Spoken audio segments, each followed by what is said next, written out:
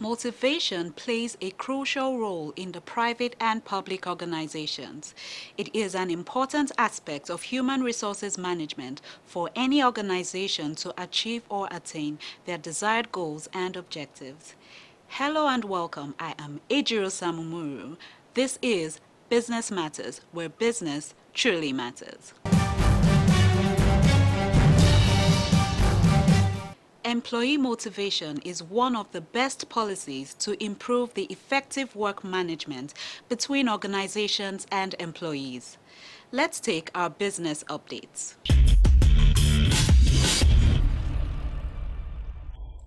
Equipping women with skills and knowledge needed to successfully run an enterprise and occupy various leadership positions across all sectors of the economy is essential for economic growth and development of any nation. It is against this background that the Power Summit tagged Equipping Women for Impactful Leadership through Politics, Media, Enterprise and Family has been organized in Lagos. Keynote speaker at the summit says Nigeria women must be in leadership position to influence policies and programs that will affect their progress. Nobody should lag behind. That everyone will try to make an impact. Bring out your potential. Don't feel that because you don't have money, because you're yet not known, you will not be able to impact positively on your life and lives of other women. Other speakers at the event says media and technology, building, sustaining career and maintaining a balance as well as inculcating family values are tools for impactful leadership. There's nothing like a perfect balance. It's a matter of trying to work with what you have as your own situation. There's no one size fits all when it comes to balance, but being able to know that if this is what path you have chosen, to be able to work very deliberately towards making sure that it works perfectly for you and your family. Whatever information is, give your information to others so that they will know what you do so you can create impact. That's what I believe in. And with technology now, it makes things like what you do to be almost irrelevant, like what we do traditionally. You know, everybody, even the traditional ones, are going online because you can reach many more people beyond Lagos or Nigeria. You reach everywhere in the world. So the media is a great tool to multiply impact. The whole idea is to give women the sort of knowledge and toolkit that is required to be able to move families, nation and economies forward. Some of the participants bear their minds on the summit. Sincerely, I've learned that whatever it is, that change begins with us, and that we should try to create value and, in whatever we are doing. Being a leader of people in my organization, I have learned how to kind of strike a balance, trying to be first a mother and a wife, and as well be a career woman and be an example to those people that I lead. Managing work-life balance, career development and family life will build a stronger economy and improve the quality of life for women, men, families and the nation at large.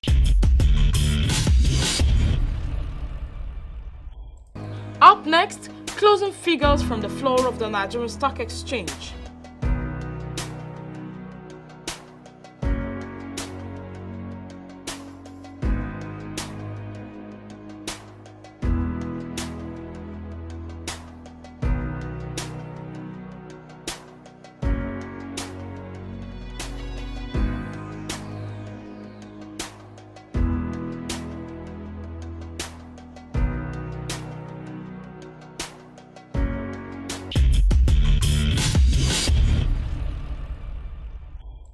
Human resources management experts have advocated that employees' performance is essentially prejudiced by motivation in which they will do work with more effort that will ultimately lead to increased productivity. Welcome to our professionals segment.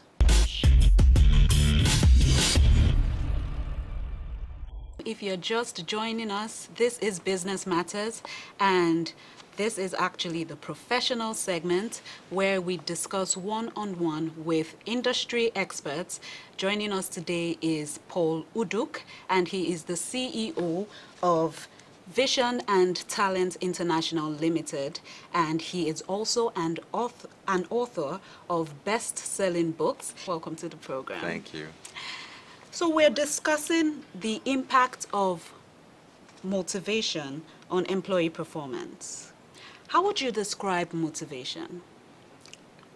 Well, people describe motivations differently, but in a very simple term, people say motivation is what switches someone on. Okay. Something that just makes you a little bit, takes you to a level higher than what you were. You spoke about the difference between motivation and inspiration. Could Yes. you explain further? Yes. Inspiration is a higher level of motivation. Okay. Okay. We say that motivation is when you get hold of an idea. Mm-hmm.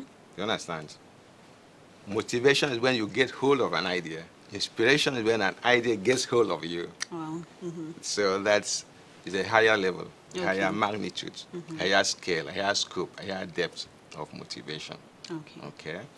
And in the professional environment, what are the different ways an employer can motivate his or her employees? There are many ways of motivating employees, Mm-hmm. but key is first having a very powerful vision. So the employee becomes a part of something bigger than himself. That's where vision comes in. And then having also a mission, and then having powerful values. A mission that you communicate Yes, to the employees. having values. And then as an employee comes in, you should make him feel he's a part of the organization by putting him through some form of, we call it orientation, Okay. or acculturation, so that he understands what the organization actually stands for. So the first step is actually to decide who can become part of your team Okay. through the selection and recruitment process.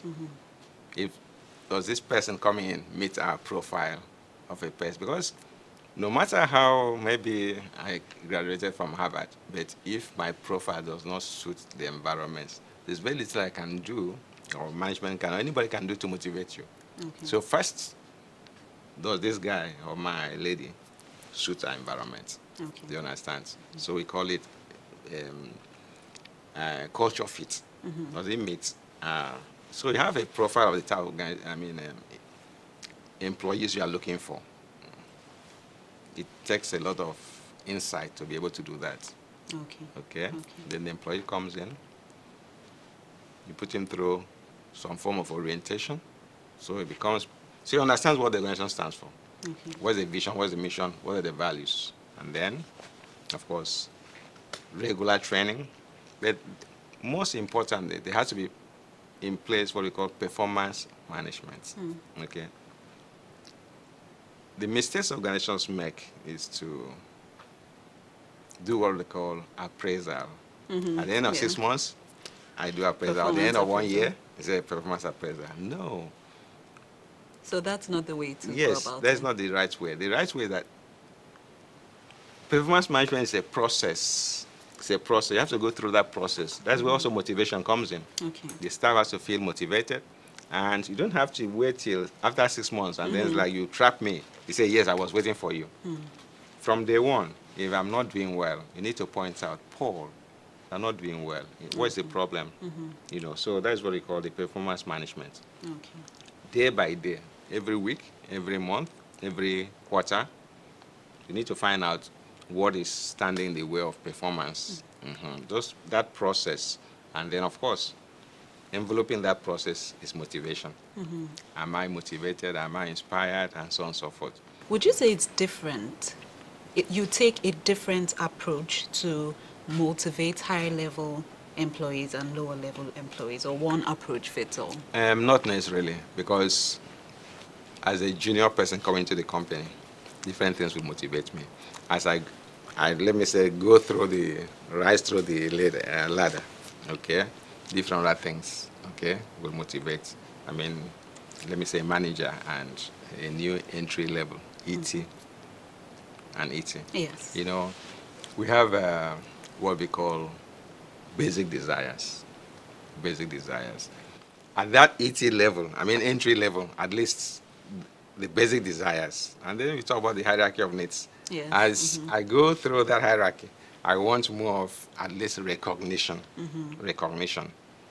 I know I've been to supermarkets where I see pictures of employee of the month, staff of the month, and I always imagine that for you to, in a large corporation, maybe in a big shopping mall, large corporation, you have to have ownership of the business to put in your best, because sometimes there might be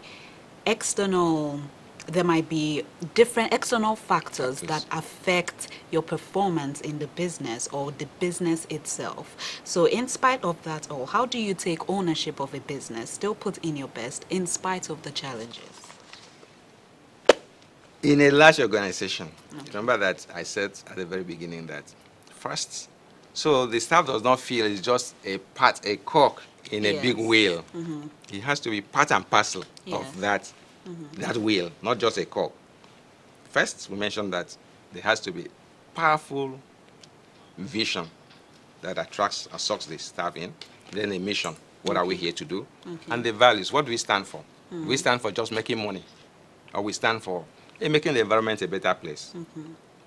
That's why even companies today pay a lot of attention to what they call corporate social values or corporate social responsibility. So every boss needs to know his staff. If I'm working, 50 people are reporting to me, I need to know them one-on-one. That's what you will be able to tweak the motivation, whatever. Yes. So for me, you know what is, maybe giving me a ticket to go to the movie will motivate. Or calling me on a Saturday, just hearing the voice of your manager. Do you know that you made my day? That's true. Do you understand? Or my child is not feeling fine, and my boss, I'm in the hospital. My boss hears about it and drives to the hospital to meet me. How much money can money buy that? No. So you recognize me as a person, not as an employee. An employee, our contract ends after we leave the office. But we have to take it to a higher level. How would you advise a founder of a small enterprise to motivate his employees? Because sometimes when you start a company yourself, you're so attached to it. You want to do everything, maybe in some cases by yourself. Delegation might be difficult. How would you, is it different to motivate in a smaller organization, or would you say it's easier? It's easier in a smaller organization because we know ourselves one-on-one. Of course, it's easier. In a large organization like where you have 300,000 employees, 200,000, do you understand? So what I always ask when I meet employees or organization, the first thing I always ask them, does your MD know you? He said, my MD doesn't know me. I said, why? He said, I'm just a small man or whatever in this place. No. It means that you are not doing something enough that makes your MD to know you. But, coming back to the question, smaller organizations, of course, we are small, maybe about 12 people, or 2 people, or 3, or 10, or 20. It's very easy to know ourselves one-on-one. We have advised companies to always make sure to eliminate bureaucracy as much as. Bureaucracy is just the structures we put in place so that there's no anarchy. But we take it to a very high level. So we have policy manual that is 300 pages. How can I even understand the policy manual that is 300 pages? Today, organizations, because there are so many things, in those days, only the managers were educated. I'm talking about the 60s, 50s. Only managers were educated. Every other person had to take the problems to the manager. How do I do this? Today, there are staff that are more educated than the manager. Even some of your staff could have PhD, and you as an MD don't have PhD. How do you motivate such people? Do you understand? So there has to be equal playing field.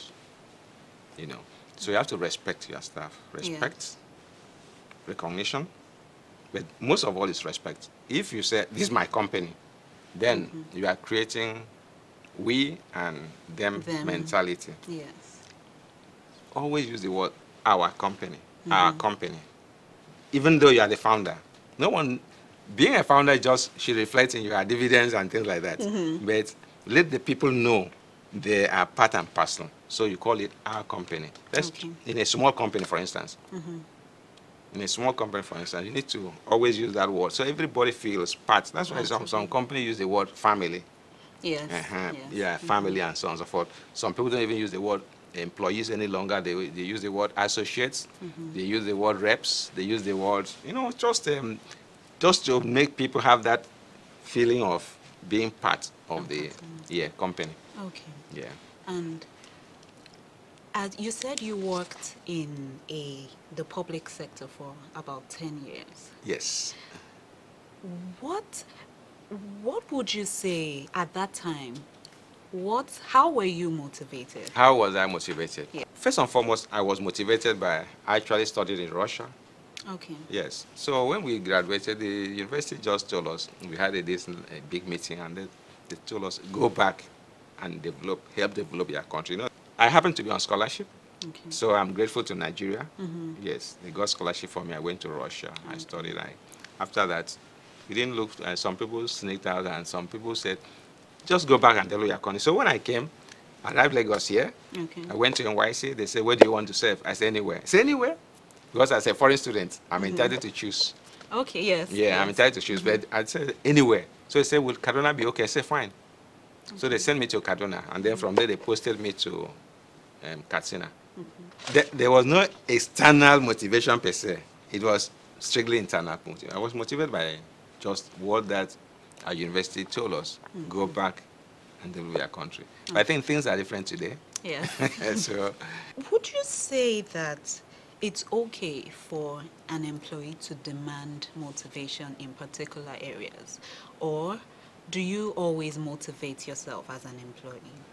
So if you require training programs and some other... You said, is it normal? I mean, is it okay? Okay for an employee to demand? How do you demand motivation? I'm not motivation. Come on, motivate me. No. Or something. You know, really, as I mentioned before. Or to request, maybe that's the word. Even the word request. How do you request? Training programs. Yes. Yes. You know, coaching. this has to be inbuilt into the entire. I mean, if you are a founder of a company. Yes. Training, we don't even call training these days because we have gone beyond that. With your Android phone, yes, you can get access to any type of training. Okay, but is that training relevant to the company? Is it relevant? So training motivation should not be like an add-on. It should be part and parcel of what the organization stands for. Okay. If you come to a company and the company tells you we are here to leave a dent on your image, do you need somebody to come motivate you? You are either that's your profile meets that company's intent, and then I also told the staff, everything we make in this company must be insanely great. Insanely great. So that is also coming in back to what we said, that you need to know your staff one-on-one. Yes. Everybody. First, you have to produce. Second, you have to adhere to our values, no matter what or your level. If you cannot, if you deviate from the values, you are sacked. But unfortunately in Nigeria, let me say for instance, because I'm a banker, we value people by how money deposit. Performance. No, not performance, deposit. Deposit. If you are bringing 1 billion, I'm a star. Bringing 100 million, or 20 million, or 30 million, and so on and so forth. Okay. So people rise, and then they reach a certain level, they cannot rise again because so that is not the right way to motivate people. Okay. Because they are motivating people for just an activity, an event. I brought in 100,000. I brought in 1 million. You promote me. Okay. So the person that, what about people that not really have direct contact with customers that can bring in 100 million songs? So they have to find a way of making people You say people are the best, our best assets. How do you treat those assets? So everybody, whether you're back office or front office and whatever, Yes. you have to find a way of, and it still comes back to what we said, performance management. How do you grade each job that everybody feels part and parcel, or for the final result? The company is doing well, and then our customers are doing well. Those are the final results. Customer performance and company performance. All right? Okay. I don't know if... All right. Yes, you have answered the question brilliantly. And do you have, we're rounding up now, do you have some final words for small businesses, larger organizations, or public sector and private sector? Yes. Let's start with larger organizations. Okay. We're looking at larger organizations like where? Public sector? Just briefly. Nigeria, yes. Performance management. Okay. All right? Have entrepreneurial spirits. Okay. Okay? Let people... Even while you're in the organization. Yes. For smaller organizations, do not try to grow, just growth for growth's sake. Okay. Maintain the entrepreneurial spirit, even as you are growing. Really make your people your best assets. Okay? Train, motivate, coach, mentor, put in place things that will make the people have the ownership spirit. Okay. You know, there are two lines, above the line thinking and below the line. Always make your people have the above the line thinking by asking the question, what else can I do? Okay. You put that in place, the sky is not the limit. All right. Thank you very much.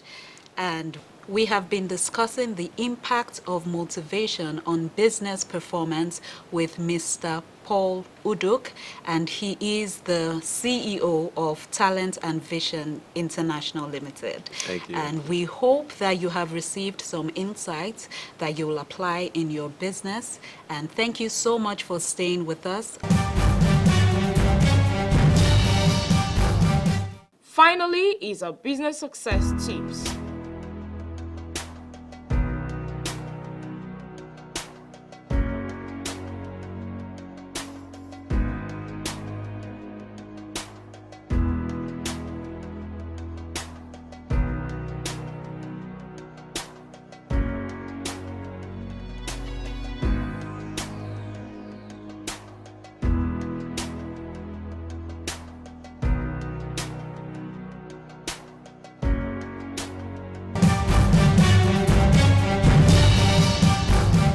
No matter the size or type of an organization or enterprise, the job satisfaction of the whole labor force or employees plays a role, and with a collection of pleased employees, organization, be it small, medium, or large, can effectively implement their policies.